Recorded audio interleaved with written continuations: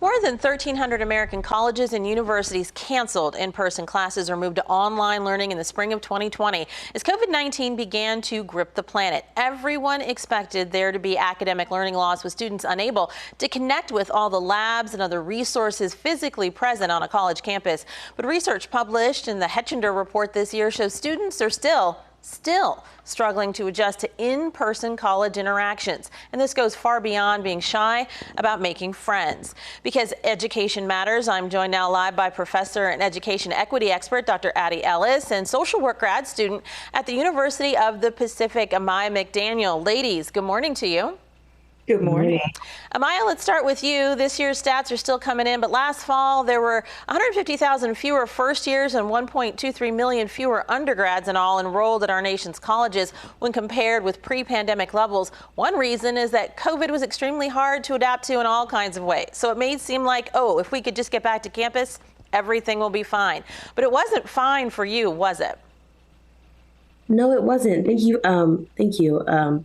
I noticed that building a rapport with professors was the most challenging, just because I went so long without it, and ultimately ended up being a case of self-sabotaging because I was aware and cognizant of the fact that there were resources out there, there was support out there, but yet and still, without the lack of not having or going without the connection to professors was really detrimental to the benefit of my academics. Okay. Dr. Ellis, you're a professor of traditional college students. You also teach other educators how to handle their classrooms. This was really a curveball, this situation of social skills kind of falling off the cliff.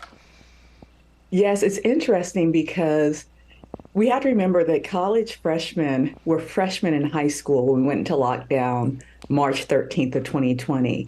And those really fundamental skills that you learn of how to connect with your peers, how to connect with adults, how to advocate for yourself. It shifted dramatically because during COVID, it was all in these little boxes that we're in now. And so when you're living in boxes, knowing the appropriate way to engage with your peers, knowing the appropriate ways to engage with your professors, it really diminished. And it's one of the things we didn't think about when we kept talking about the learning loss or the learning cliff or the gaps in the education that occurred. We forgot about the soft skills that are also needed on a university campus.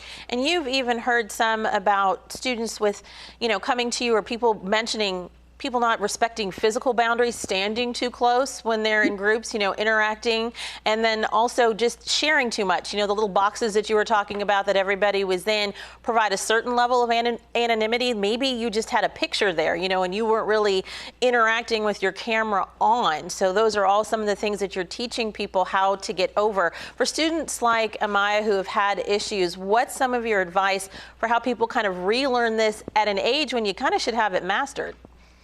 So one of the key components is finding a community, knowing where to go on campus for appropriate ways to connect with people. So there's clubs, there's student services, talking to counselors. There are social, emotional, or mental health counselors on every college campus, knowing how to connect with those individuals when students are feeling anxious or depressed or just not knowing what to do. Clubs are a great way for students to know how to make friends. That's one of the things that I've heard a lot of that I hadn't heard in previous years. Dr. Ellis, I don't know how to make a friend.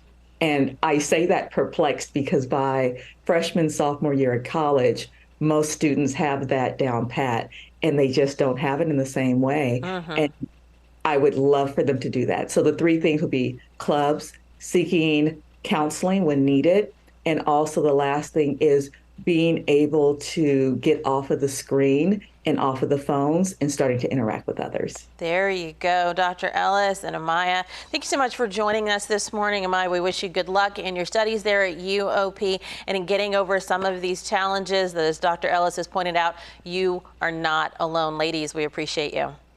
Thank you.